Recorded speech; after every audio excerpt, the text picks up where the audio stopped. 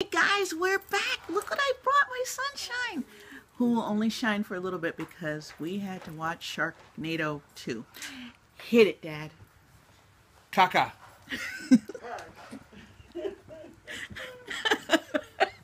How do you really feel that? That's the good analysis of the movie. That the sound you hear over there, that's my mother. That's the good stuff, huh? Mom, say bye. Later. Okay. I will tell the story.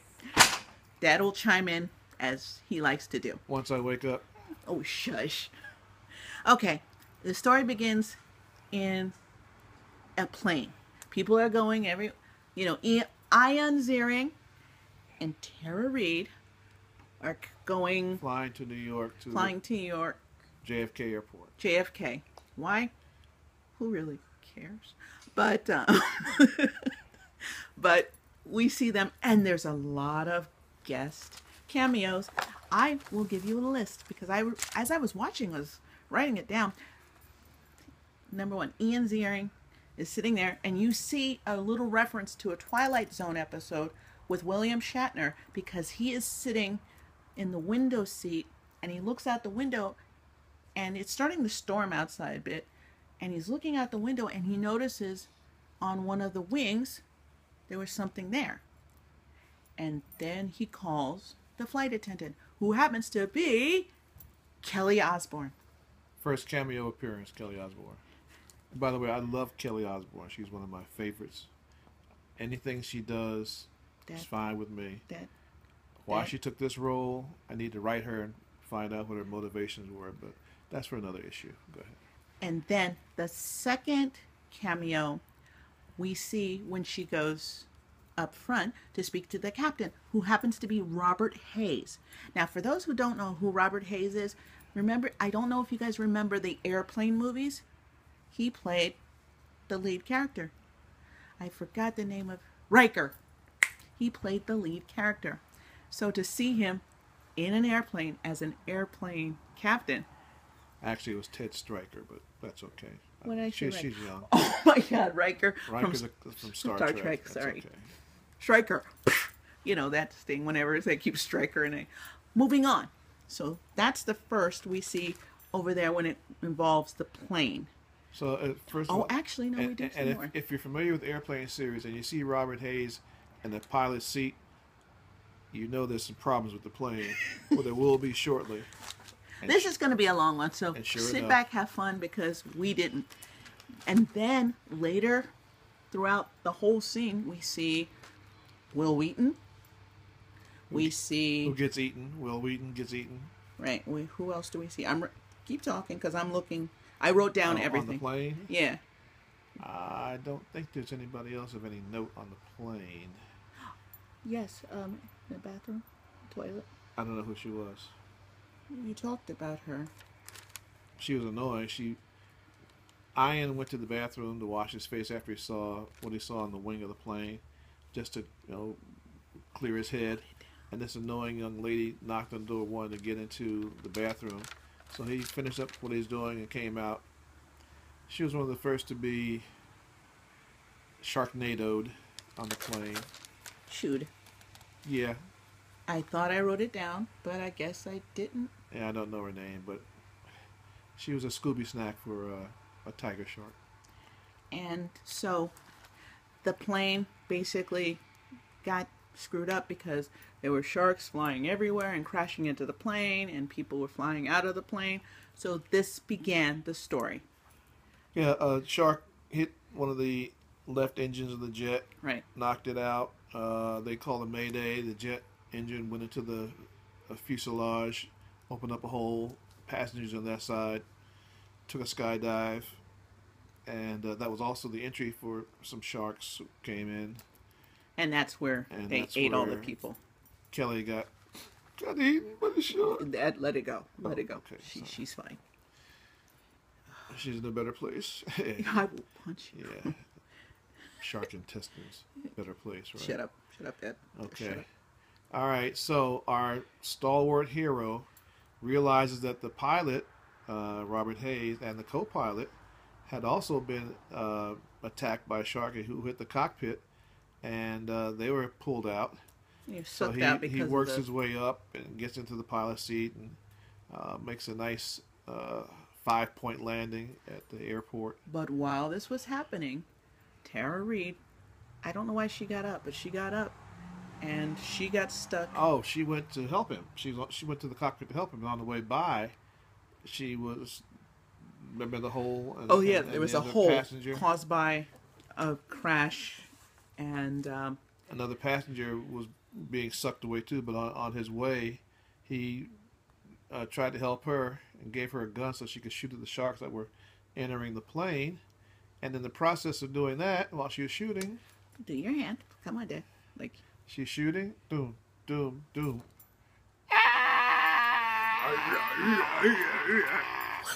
We're gonna... Loses her hand. Yeah, well, and it out of nowhere with the gun and her ring. Ian had just given her a ring because he proposed to her, wanted to marry her, and Because fight they had gone sharks through forever. stuff and they were getting back Yada, together. yada, All that yada, blah, yada. blah, blah, blah. Anyway, she lost the ring and her hand to the belly of the shark. Okay. We'll go into Plane that. lands. They're all rescued. Everybody asks what happened, what happened, what happened. He's trying to explain to them, but nobody can believe that, plane was hit by sharks. That's impossible, even though it happened in Los Angeles. Who would ever believe that it would happen in New York? Now, mind you, while this was going on, obviously word got out. So who reported it to the people? Al Roker and, hit it, Dad, news people. Oh, Matt Lauer Lauer. and Al Roker and Kelly and Michael. So, I mean, I was really shocked because these were people reading lines and reporting it as if it was happening. And I'm sitting there going, really? But they were part of it too. And getting back to the hospital, now mind you, she's talking about her arm and how, it happened. And she said the shark seemed to know her and went to attack her. And he didn't care because she shot at it. And the shark was like, I don't care. I'm going to get my hand. I'm going to get you. And that's exactly... Is that how sharks talk? Yes, Dad. Okay. That's how sharks talk, apparently. I don't care. I'm going to get you. They have this ghetto streak in them. I'm going to get you. Anyway, so she's in the hospital. And... Billy Ray Cyrus. yeah. Oh, by the way, Billy Ray Cyrus plays her doctor. Who tried... I know. I keep forgetting all these people that did. And her nurse... Downtown Judy Brown. So, Everybody who was in the studio that day that they needed a part for to say, Billy Ray Cyrus, come on over. We need you for this part. all right, I might do Anybody that. who walked by, they got for this thing. And a lot let's of people walked by. We'll give you the list. I'm looking at the list. I'm looking at everybody. So, she's in the hospital, and he also came to visit her sister, his sister, who was married to Mark McGrath, who was, you may know from shows, I don't remember the shows, but you know him from the band Sugar Ray. He was the lead singer. He played his sister's husband, who happened to, I guess they all happened to be in New York visiting or touring or something, On vacation. on vacation. And seeing as he was going to be there, he wanted to meet up with them and see how they were doing. And Ian and Mark's characters were best friends. And they broke up when Mark started dating Ian's sister and then married her. So they broke up. This is after the initial West Coast shark attack. So they've been feuding a little bit now. They're on the East Coast. So they're trying to put all these things behind them, but stuff gets in the way. So if you see how jumbled we are going about explaining the story, just imagine us watching it. Anyway, so they're in New York. Ian's in New York with Tara and the arm thing going on. Mark McGrath and Ian's sister and their kids are you know, touring, will, whatever, walking around. Storm starts to move slowly over their area. Now, Mark McGrath and their son, they went off to Yankee Stadium. They wanted to see a game, while the mother and daughter went to the Statue of Liberty. Snow just hits everywhere, and Yeah, this is in the middle of the summer. There's a freak snowstorm in New York City, in New York City. which very rarely happens, seeing as we're East Coast and we know the area. This is just the beginning of the movie, so we're gonna go on and we're gonna keep talking about it. We're already at 10 minutes, so sit tight. And the fact that the snowstorm came about meant that there was a convergence of a cold front and a hot front, which caused tornadoes, which caused bad weather. Bad weather sucks up the sharks in the water, whirls them around in the cyclonic clouds, water spouts everywhere, and then you have Sharknado. I don't know where in the world they got these thousands of sharks from, but they're all right around this one area and got sucked up in the water spouts. And then consequently, as the spouts dissipated, the sharks come tumbling down. Now, apparently, Ian must be from New York or something originally, because as he came back, he met up with not only his sister and Mark McGrath's character, he met up with another High school friend. and high school friend. I forgot her name. Vivica? No, I know her. I forgot her character name. I knew okay. Vivica A. Fox played the other high school friend who obviously had a crush on Ian. Big time crush. He was probably a sports hero, jock, local jock, the whole bit. And so they all met up, and Yes, he was, because she talked about the fact that he married a cheerleader. right, and they met up at the stadium and hung out. But once the Sharks started, they canceled the game because of the storm. And once the Sharks started coming down and wind started coming down, all hell broke loose. Because then they realized, we got to get out of here, and we got to get your wife and your daughter from, statue. And then, so Vivica A. Fox was in the movie, but also, when we go to the statue, we meet up with the wife and the daughter, and apparently her two friends meet up with her too. That's where we meet Peppa from Salt and Peppa, who played one of the friends. It's true. Peppa. That's her name, Peppa. And the movie just gets, I'm like sitting there going, wait, is that Peppa? And it gets interesting.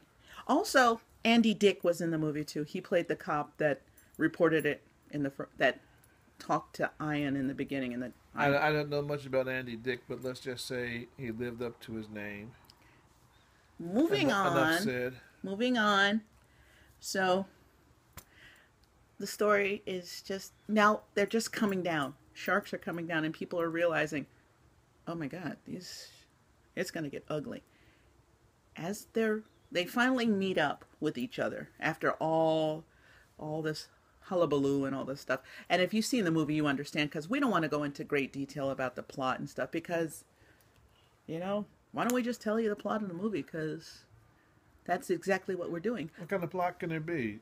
Sharks and tornadoes going around in circles, eating people that get sucked up. Sharks fall out, they kill people. Storyline, how do you stop the tornadoes? But how do you kill the sharks? It gets better. So they hook up. The four of them finally find each other, and then they realize, we got to stop this.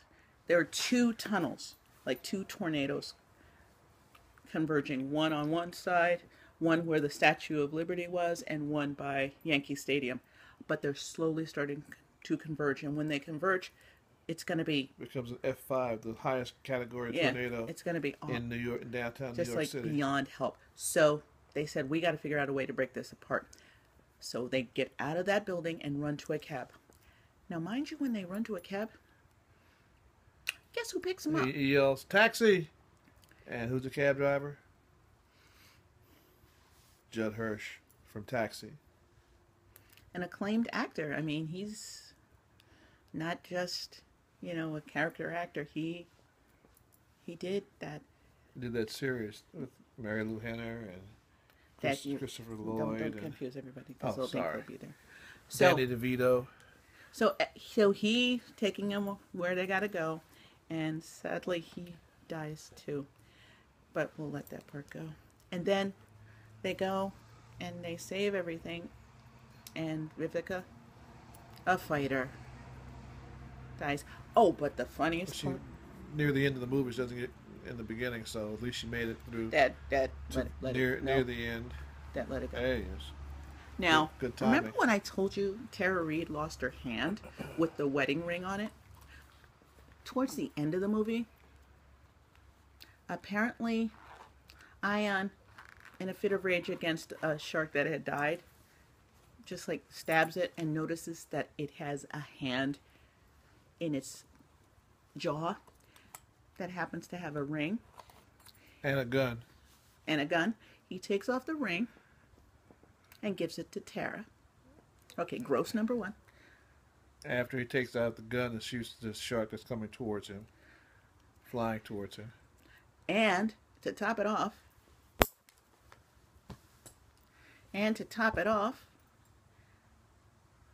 not only does he catch the shark in mid-air, he proceeds to take a chain around its mouth and ride it like a freaking Like a bull. horse.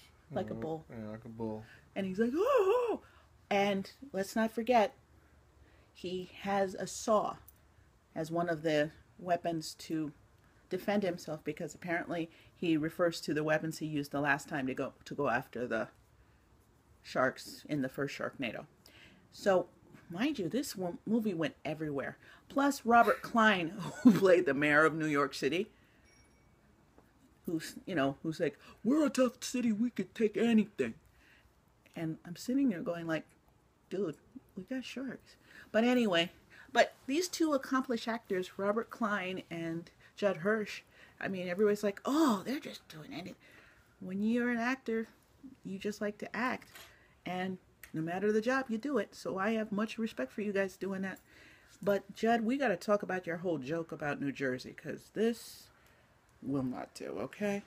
So there's so much more, and we can go on about this movie. Well, we won't. No, we'll spare you. Suffice it to say that there were parts of it that were very, very, very improbable.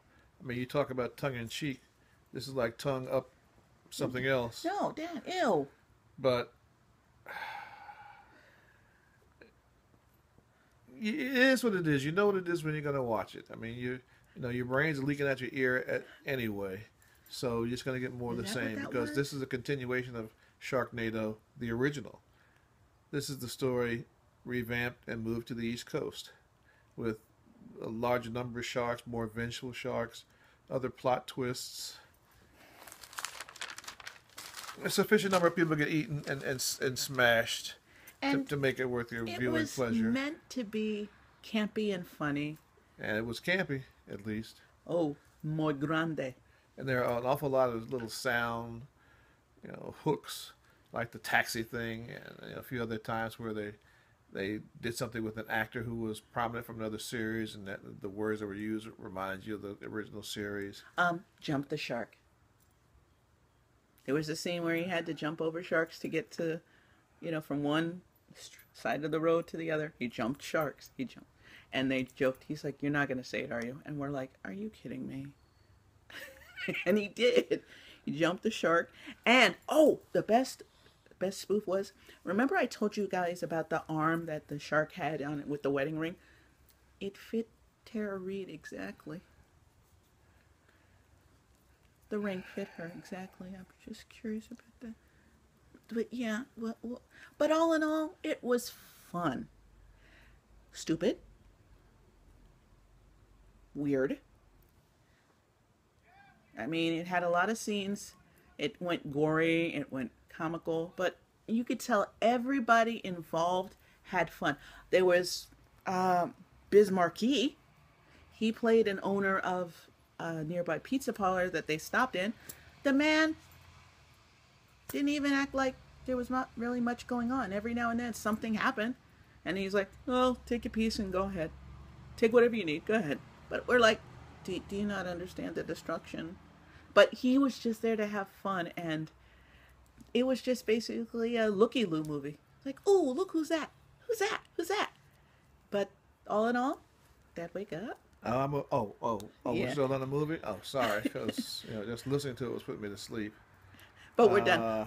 But, It was a 1C, just to continue from the original Sharknado. and just to laugh. But if you your look at it ass again, off. it's only because you want to make sure you viewed all the characters who were stuck in there someplace. Yeah. In very interesting and beneath them roles. But hey, it was all good, all fun, it's all good, all tongue in cheek. A role is a role, and it's fun. That's what it is. They had fun doing it, I'm sure. They got paid doing it, so hey. Hey, and we had fun reporting it to you guys. I mean, You should watch it at least once. just watch it once and have fun. That's what it's just about. to say you watched it. And Because right after this one comes another gem go ahead, Dad, give it to him. called Sharktopus. Sharktopus. Remember him, the half shark, half octopus? He's back. Never kill a good villain forever. They played this. This is like a Shark Week, so this is like the pinnacle of the Shark Week. And this one is Sharktopus versus Terracuda, which is a combination of a pterodactyl and a barracuda. I have absolutely no clue how you mate or merge a pterodactyl and a barracuda. August 2nd, Saturday But night, somebody did it. 9 p.m. on And they Sci-Fi. revived the Sharktopus from the okay, original. Dad. It's okay, Oh my God. We just wanted I to can't wait to see how this turns out in CG, because this is like it's not over the edge, it's at the bottom of the cliff.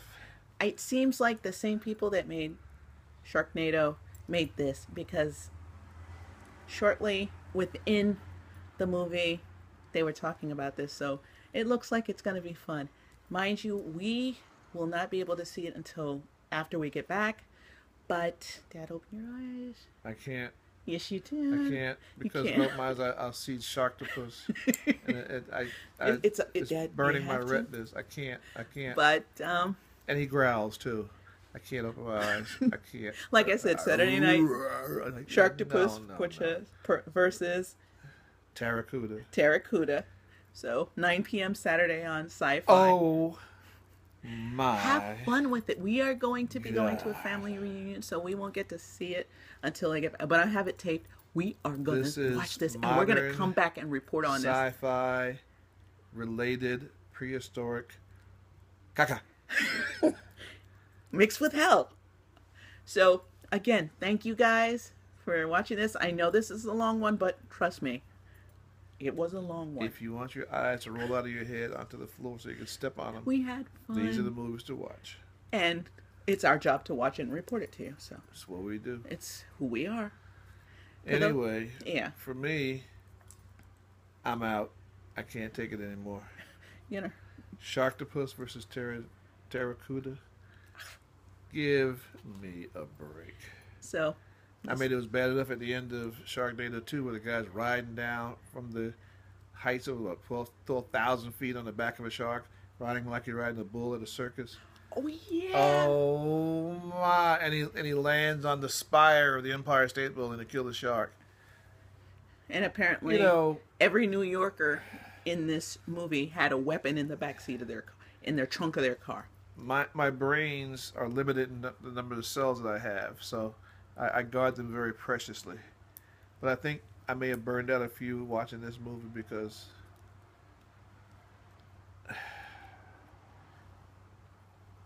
We try, and they try, but I have no words other than there's Gaga. so much to it. There's so many things I still want to tell you about it, but you have to see it for yourself. But just think about what they say about New Yorkers and New York in this movie. Think about it. They know nothing. But anyway, thanks for joining us, and we'll be back to talk about Sharktopus. Sharktopus. Sharktopus. Was it British? Sharktopus. And Terracuda. 9 p.m. Sci-fi. Terracuda. August 2nd. Bunch of cuda poo-poo caca. You guys have a good one. We will see you when we see you. Oh my God, goodbye. Wait. Bye.